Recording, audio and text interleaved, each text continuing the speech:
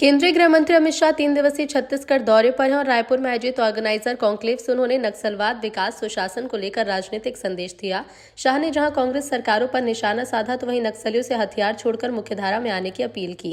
इस बीच पूर्ववर्ती सरकार पर नक्सल संरक्षण का आरोप अब सूबे की सियासत में सरगर्मी बढ़ा दी है।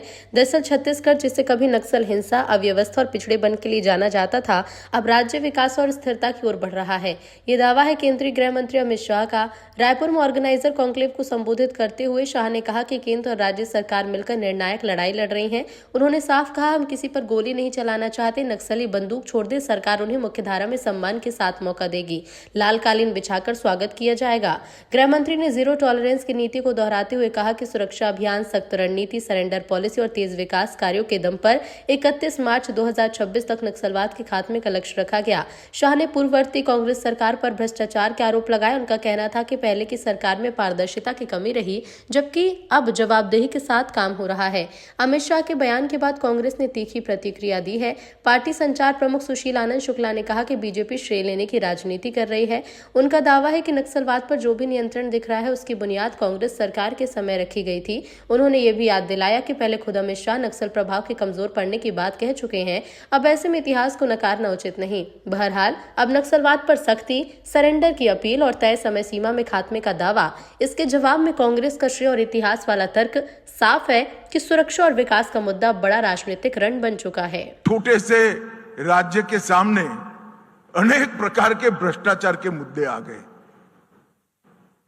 और कुछ समय मैं गृह मंत्री भी था जब उनकी सरकार थी, बघेल जी की सरकार थी। मैं निसंकोच कह सकता हूं कि छत्तीसगढ़ की कांग्रेस सरकार ने माओवादी मूवमेंट को प्रश्रय देकर रखा था। इसमें किसी ने शंका रखने की जरूरत नहीं।